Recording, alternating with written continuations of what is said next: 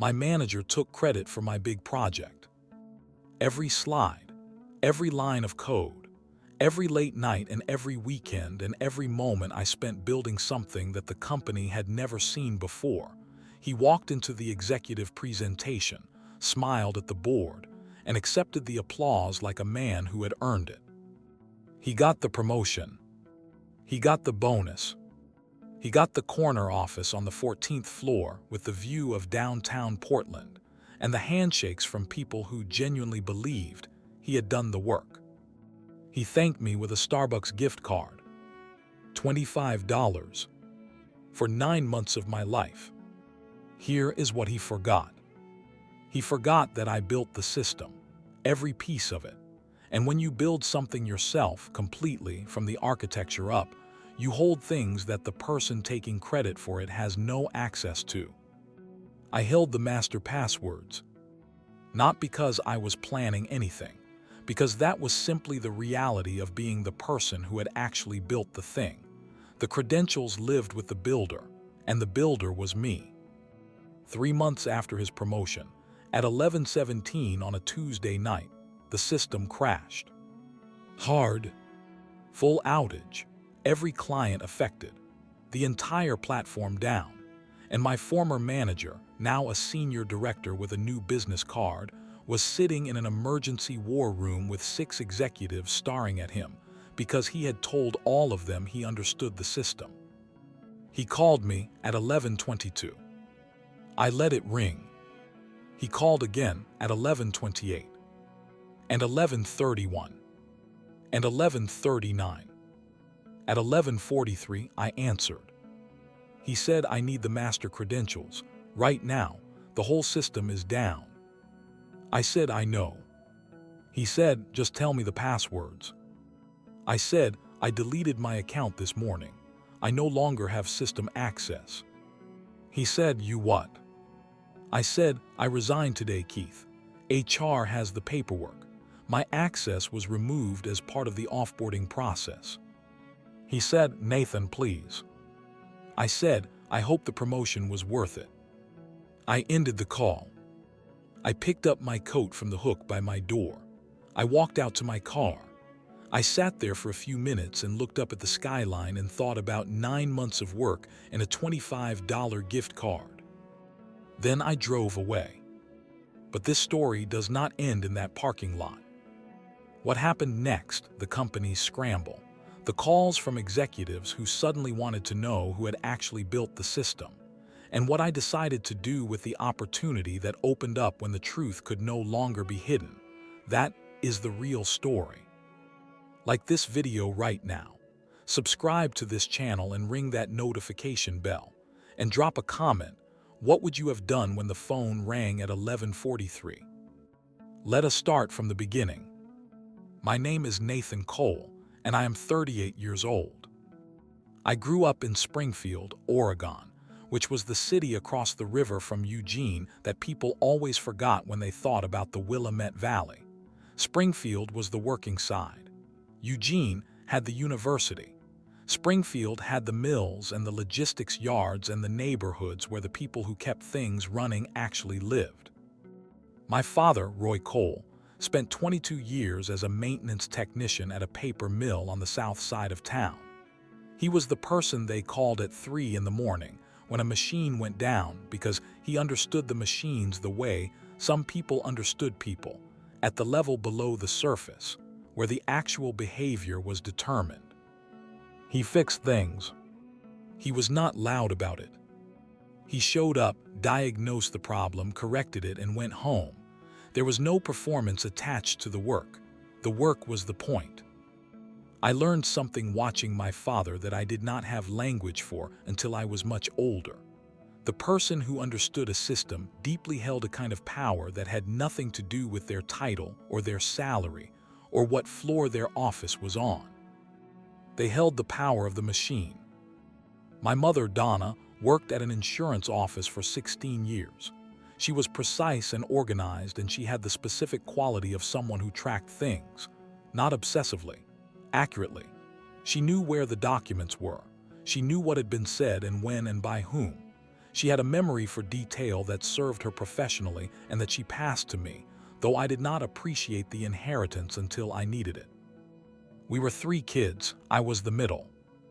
My older sister just became a nurse practitioner and lives in Bend now.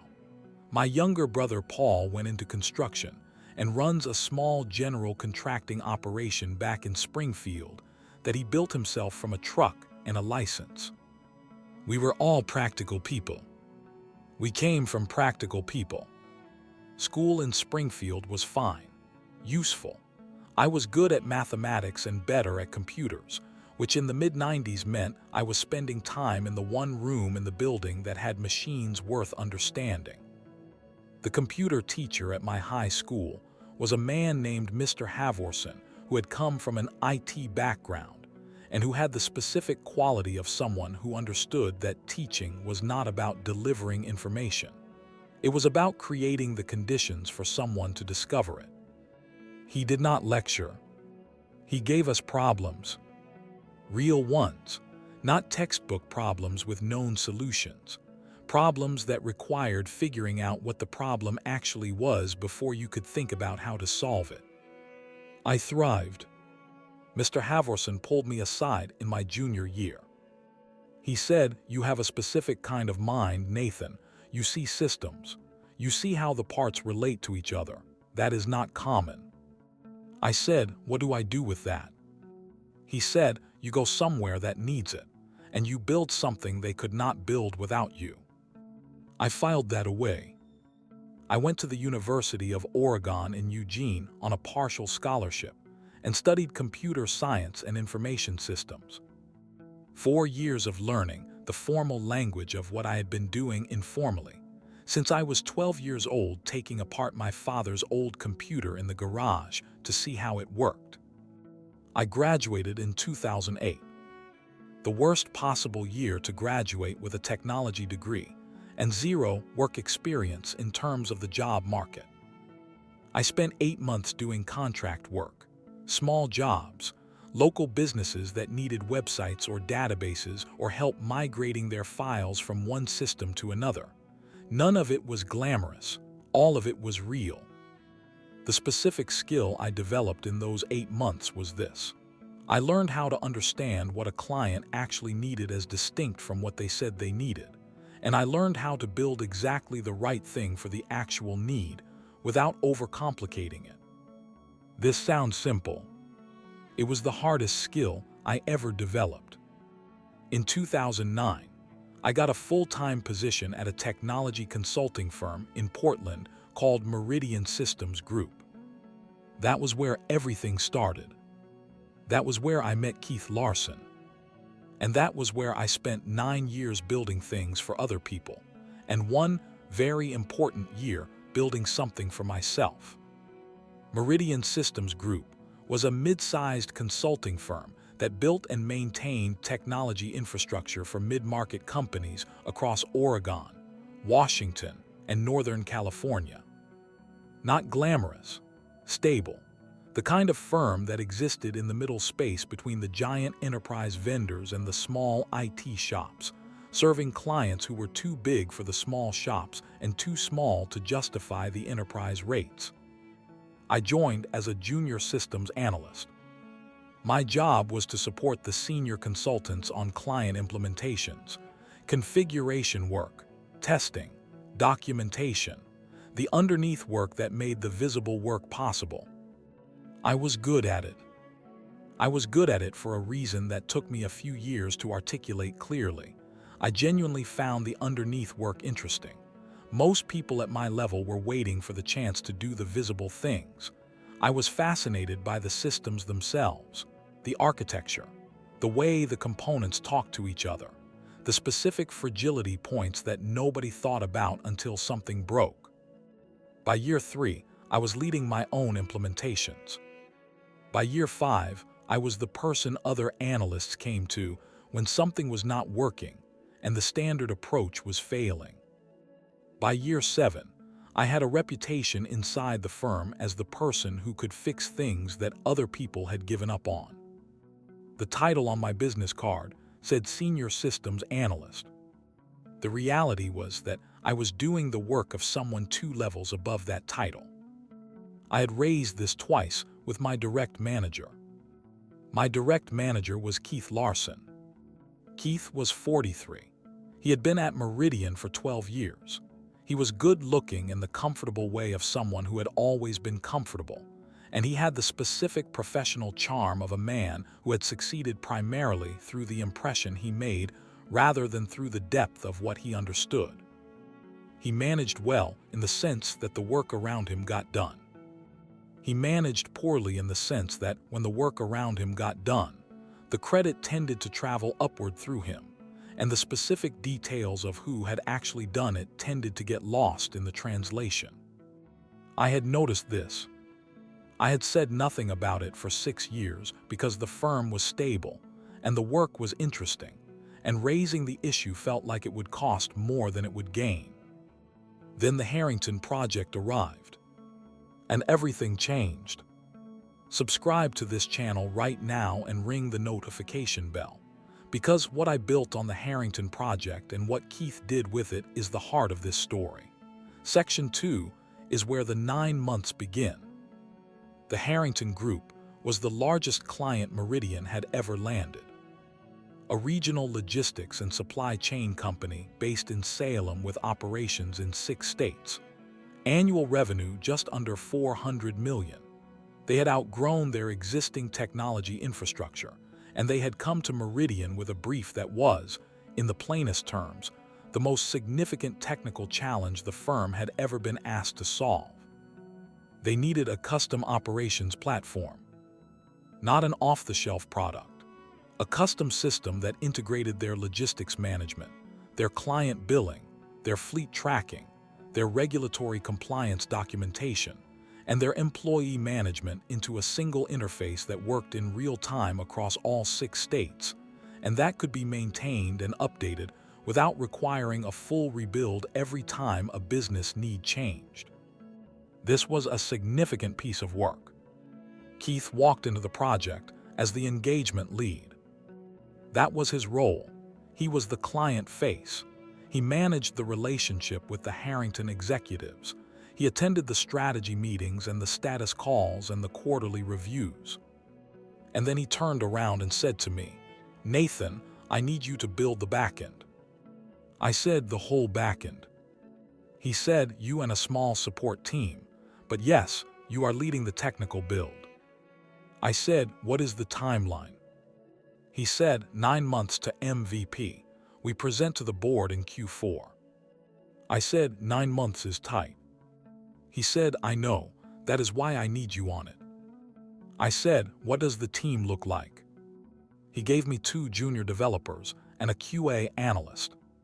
2 junior developers and a QA analyst for a 9-month build of a custom enterprise platform that needed to work flawlessly across 6 states. I looked at him. He said, "I know it is lean, but you can do this." That was Keith's specific talent. He knew what to say to get people to do things that were harder than they should have been asked to do. I said, "I need full access rights on the technical side. If I am building this, I need to own the architecture." He said, "You have it." I said, "I need direct communication with the Harrington technical team, not through you, direct." He said, "Agreed." I said, "Okay." I went to work. The first month was discovery, understanding what Harrington actually needed versus what they had described, mapping the existing systems, identifying the integration points and the failure risks and the compliance requirements state by state. The second month was architecture, building the structural design of the platform, the database schema, the API layer, the access control framework, the real-time synchronization logic between the 6 state operations.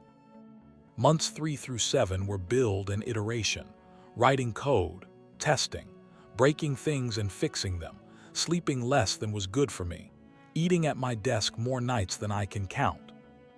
Months 8 and 9 were integration, hardening and preparation for the board presentation. The 2 junior developers were good. They worked hard and they learned fast, and by month 6 they were doing real work rather than support work. The QA analyst, a woman named Rosa, was exceptional. She found things I had missed. She found things nobody else would have found. She saved the project twice in the final 2 months by identifying failures before they reached the client. We were a real team. Keith attended the status calls. He asked reasonable questions. He communicated upward to meridian leadership with the specific skill of someone who understood how to present progress in a way that managed expectations and reflected well on the engagement lead. He was doing his job. His job was just very different from my job, and the distance between the two jobs was, I had started to understand, larger than the title difference suggested. In month 7, Keith sat in on a working session with the Harrington technical team. He asked a question that revealed he did not understand a fundamental aspect of the architecture. The Harrington technical lead, a man named Greg Nakamura, looked at me after Keith asked the question. Greg said, "Nathan, do you want to take that?" I answered it. Keith moved on without acknowledging the gap. Greg pulled me aside after the session. He said, "How much of this did you actually build?" I said, "Most of it." He said, "Most meaning?" I said, "The architecture is entirely mine. The core code base is mine and the junior teams with me leading. Rosa has been in QA the whole way." Greg said, "Keith presents this like it is his project." I said, "Keith is the engagement lead. That is his role." Greg looked at me for a moment. He said, "Okay." I did not understand at the time what Greg was thinking. I understood later. The board presentation happened in October. Keith presented. He was excellent at presenting. That was real. He stood in front of 12 Harrington executives and walked them through the platform with the confidence of someone who had total command of what he was showing them. The platform worked. Every demo worked. Everything I had spent 9 months building worked exactly the way it was supposed to work in front of the most important audience it would ever face. The room gave Keith a standing ovation. Afterward, the Harrington CEO shook Keith's hand for a long time. I stood at the back of the room. Rosa was beside me. She said quietly, "They are applauding the wrong person." I said, "I know." She said, "Are you going to say something?" I said, "Not today." She said, "When?" I said, "I need to think." 3 weeks after the board presentation, Meridian announced Keith's promotion. Senior Director of Client Engagement. The email from the CEO came on a Monday morning.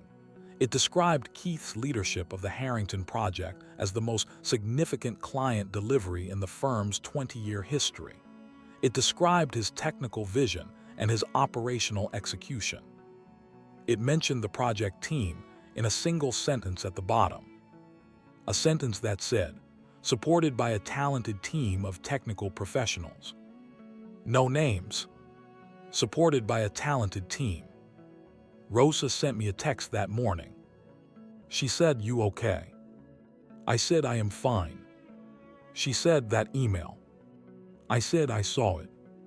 She said, "Nathan, you built that thing, every meaningful part of it." I said, "I know." She said, "So what are you going to do?" I sat at my desk and looked at the email on my screen and thought about what I was going to do. Keith called me into his new corner office on the 14th floor that afternoon. He said, "I wanted to thank you personally for everything you did on Harrington." He put a Starbucks gift card on the desk. He slid it across to me. He said, $25. Get yourself something nice." I looked at the gift card. I looked at him. I said, "Thank you, Keith." I picked up the gift card and I walked out of his office. I went back to my desk. I opened a document. I started writing. Not code, notes. Everything I had built on the Harrington project. Every architectural decision, every system component, every credential, every master password, every integration point, every piece of documentation that only I held. I wrote it all down in a document that only lived on my personal encrypted drive. Not to use against anyone. To understand what I actually had. Because something Greg Nakamura had said in month 7 had been sitting in my head since that afternoon in the hallway. He had said, Keith presents this like it is his project. And Greg was not a man who said things without a reason. I sent Greg an email that evening. I said, I wanted to follow up on a question you asked me in month 7 about how much of the platform I actually built. He replied within 30 minutes. He said, I know what you built, Nathan. The question was whether you knew what you had. I replied, I am starting to understand it better. He replied, when you are ready, call me. I called him the following week. We talked for 45 minutes. At the end of the conversation, Greg said, Harrington has a technology roadmap that goes 3 years out. The platform you built is the foundation of that roadmap. We are going to need the person who understands that foundation at a level that goes beyond what your current firm provides through its engagement model. I said, what are you saying? He said, I am saying that when you are ready to have a different kind of conversation, you should have it with me directly. I said, I am not ready yet. He said, I know, take your time. I hung up. I sat with what Greg had said for 6 weeks. During those 6 weeks, 2 things happened that made my thinking clearer.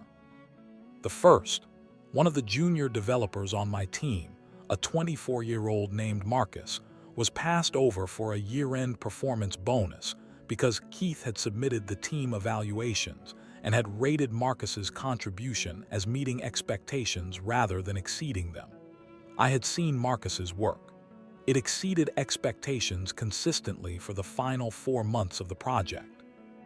I said something to Keith. I said Marcus should have gotten exceeds.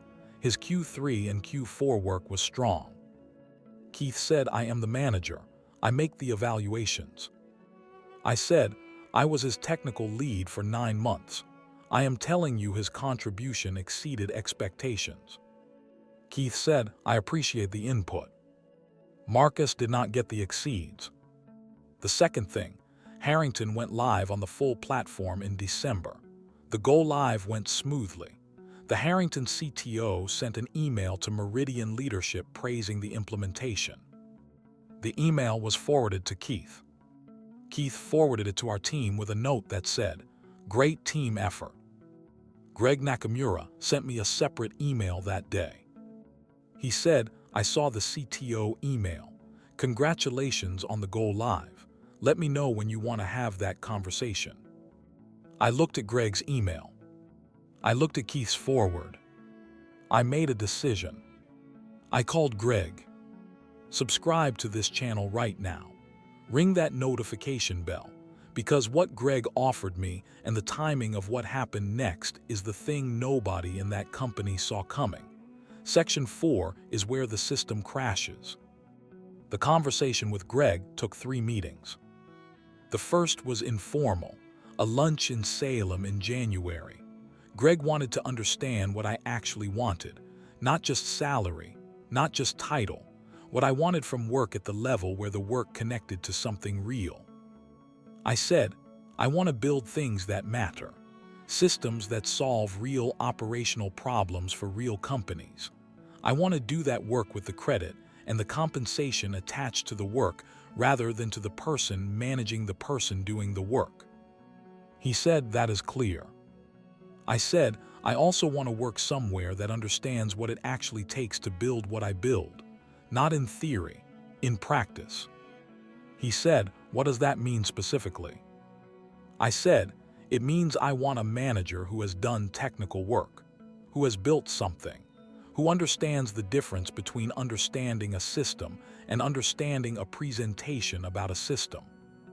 Greg said, we can offer that.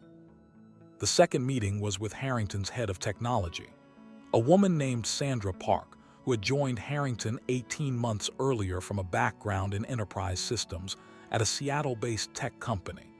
She was sharp and specific, and she asked questions that told me immediately that she understood what I had built at a level that no one at Meridian, including Keith, had demonstrated. She said, "Walk me through the access control architecture, the state-by-state compliance layer specifically." I walked her through it. She said, "You built that completely from scratch." I said, "Yes." She said, "And you hold the master credentials." I said, "I hold everything the builder holds. That is standard." She said, "It is standard, and most people do not think about what it means." She said, "Nathan, we want you in-house, permanent role, Director of Systems Engineering. You build the roadmap, you lead the team, you have full ownership of the technical infrastructure." She named a salary. It was 60% more than what I was earning at Meridian. I said, "I need 2 weeks." She said, "You have them." The third meeting was with Greg and Sandra together. They answered every question I had. On the last day of the 2 weeks, I accepted the offer. I gave Meridian my notice the following morning. I walked into Keith's office. He was on a call. He held up a finger. He finished the call. He said, "What is up?" I said, "I am resigning. My notice period is 2 weeks as per my contract." He looked at me. He said, "Nathan." I said, "I have accepted a role at Harrington." His face did something. He said, "Harrington is a Meridian client." I said, "Harrington is a company where I have been offered a role in their internal technology team. There is no non-compete clause in my Meridian contract for internal corporate positions. Susan in HR confirmed this for me last week." He said, "You talked to HR before you talked to me." I said, "I wanted to make sure the process was correct before the conversation." He was quiet. He said, "What did they offer you?" I said, "That is between me and them." He said, "Nathan, if this is about the Harrington presentation." I said, "This is about an opportunity that represents the next stage of my career. That is all." He said, "I valued your work on that project." I said, "I know, Keith. The gift card was very generous." He looked at me.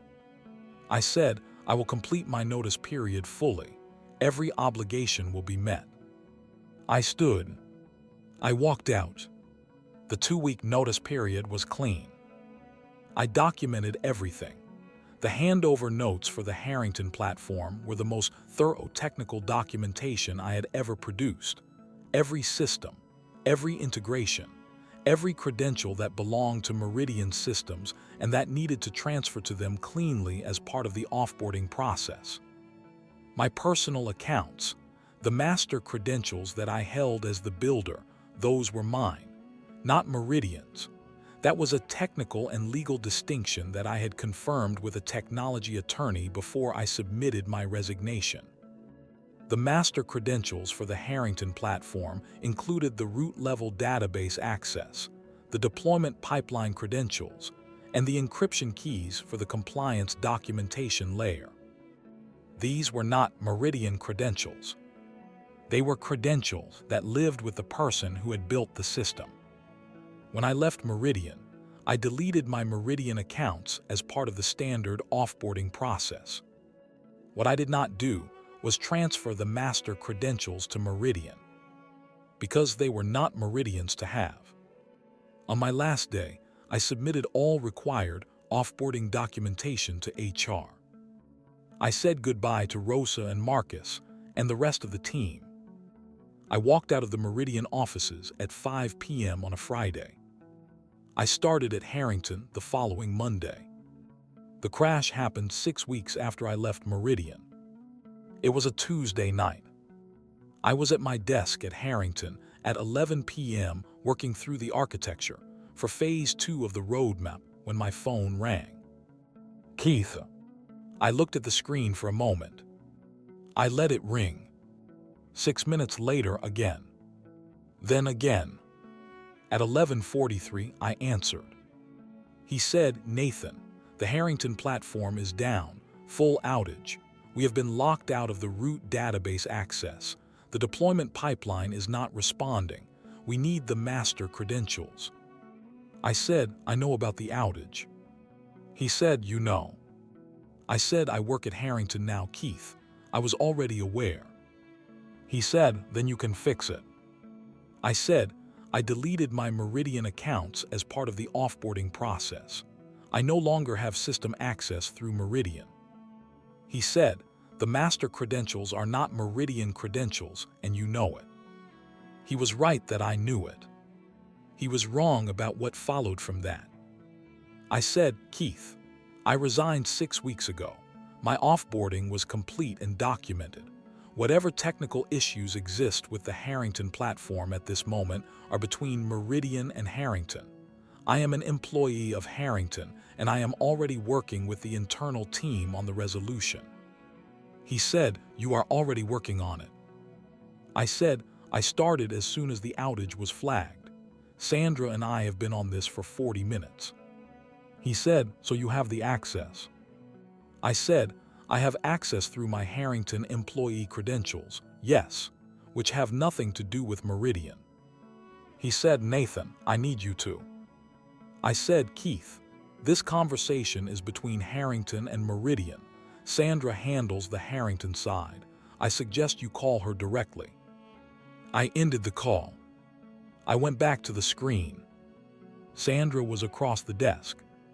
She had heard my side of the call. She said, "He wants the credentials." I said, "He wants someone to fix a problem he does not understand how to fix." She said, "And we are already fixing it." I said, "Yes." She said, "Because you built it and you work here." I said, "Exactly." The platform was back online by 1:30 a.m. Root cause was a failed certificate rotation in the compliance layer, something that the Meridian team had attempted to handle as part of their ongoing maintenance contract, and that had failed because the person doing it did not understand the architecture well enough to do it correctly. Sandra wrote the incident report. It was thorough and factual. It described the cause of the outage, the resolution process, and the personnel involved in the resolution. My name appeared in the resolution section. Keith's name did not appear anywhere. The Meridian relationship with Harrington ended 3 months after the outage. This was not my decision, and it was not a revenge.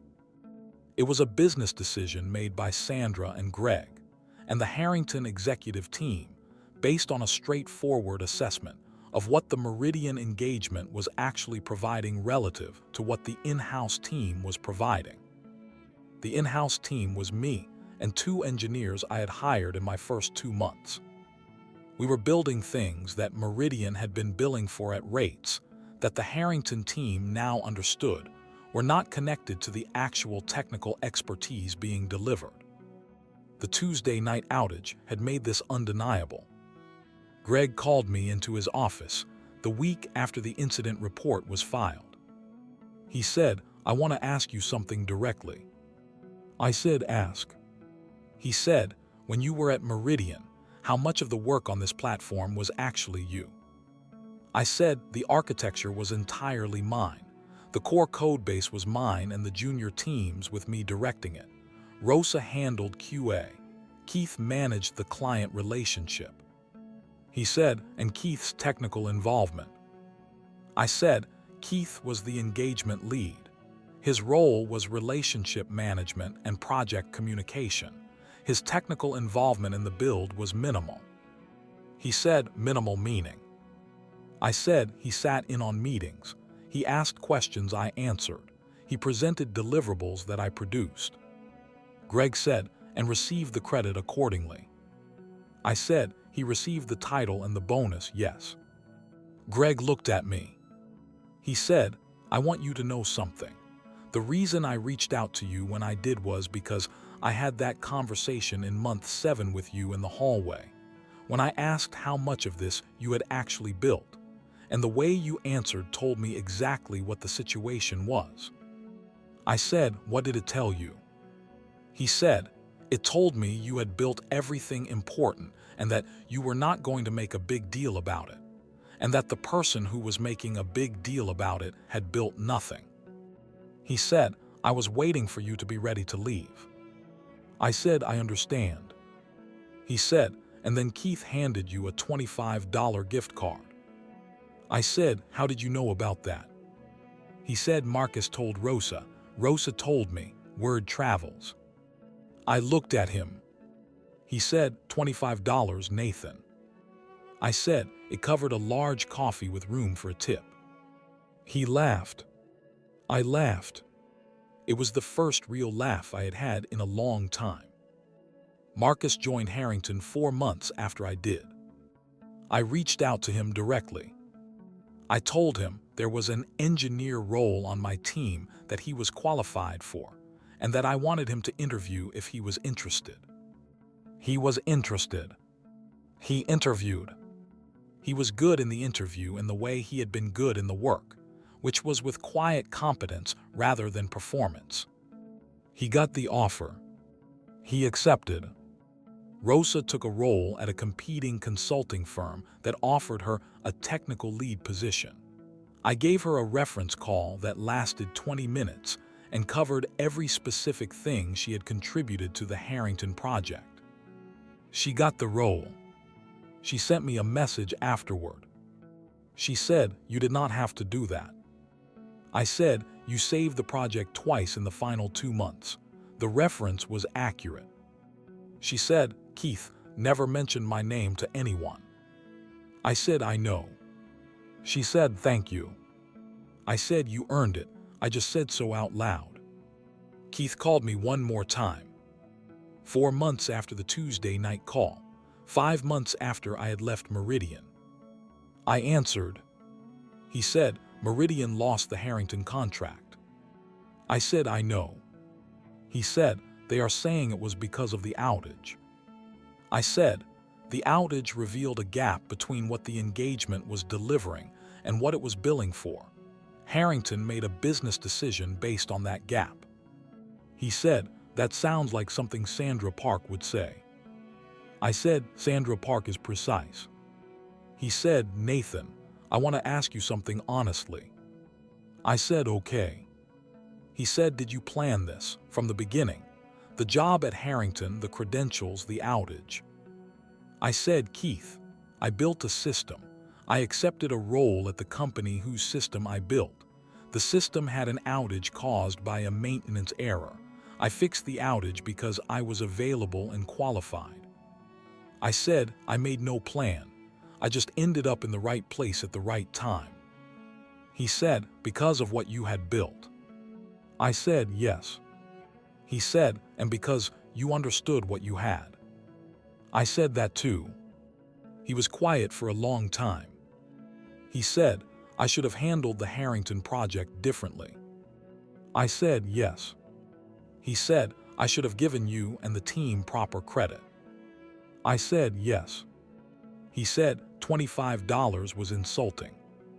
I said, "It was insulting and it was clarifying. It told me exactly where I stood." He said, "I am sorry." I said, "I know." I said, "Keith, I do not hold this against you. I moved. You stayed. Whatever happens next in both of our careers will be determined by what we actually know and what we actually build. The credit that attaches to that will follow." He said, "That is very calm of you." I said, "My father was a maintenance technician. He fixed things quietly and correctly, and the machines ran because of it. He never got applauded for it. He also never had a machine crash because someone who did not understand it tried to take it over." I said, "I grew up watching that. I understand what the work actually is." He said nothing for a moment. He said, "Okay." He said, "Take care of yourself." I said, "You too." I ended the call. I sat at my desk in the Harrington building in Salem for a few minutes. Outside the window, the Willamette Valley was doing what the Willamette Valley did in spring, which was turning green in the specific way of a place that had been cold for months and was now becoming itself again. I thought about Springfield, about my father's hands on the machines, about Mr. Havorson saying you go somewhere that needs you and you build something they could not build without you. I had done that. The credit had not followed me immediately, but the work had been there the entire time. And eventually, the work was the only thing that mattered. Here is the thing I want you to take away from this. Keith was not a villain. He was a specific kind of person that existed in every workplace. Someone who was better at presenting work than at doing it, and who had found a system that rewarded that skill, and who had operated that system for long enough that he had started to believe the presentation and the work were the same thing. They were not the same thing. The Tuesday night outage was the moment the difference between them became impossible to manage. Because presentations did not fix broken systems. The people who built the systems fixed them. And the people who built the systems held things that the people taking credit for them could not hold. Not passwords specifically. Understanding. Deep, actual, built from the ground up understanding of how something worked, why it was structured the way it was structured, and what happened when something went wrong and why. That understanding lived with me. It had always lived with me. Keith had the presentation. I had the system. And when the system crashed at 11:17 on a Tuesday night, the presentation was worthless. Here is what I want to say to anyone watching this, who is in the position I was in 3 years ago. Document everything. Understand what you have. Know the difference between what belongs to the organization and what belongs to you as the person who built something. Your knowledge belongs to you. Your skills belong to you. Your deep understanding of what you have built belongs to you. Those things travel with you when you leave. And they are worth infinitely more than any title or any gift card or any performance bonus that gets attached to someone else's name. Build things that matter. Hold what belongs to you. And trust that the work, over time, is louder than any presentation about it. That is the whole lesson. Everything else is just the story around it. Thank you for being here for this story. If any part of it connected with something real in your work life, like this video right now, subscribe to this channel and ring that notification bell. Every single week there is a new story here, real, specific, and never ending where you expect. Share this with someone who has been in a situation where their work went uncredited, someone who built something and watched someone else accept the applause. Let them know this story ends differently than it starts. Comment below, tell me about your Keith. Tell me about the moment you understood what you actually had. I want to hear every story.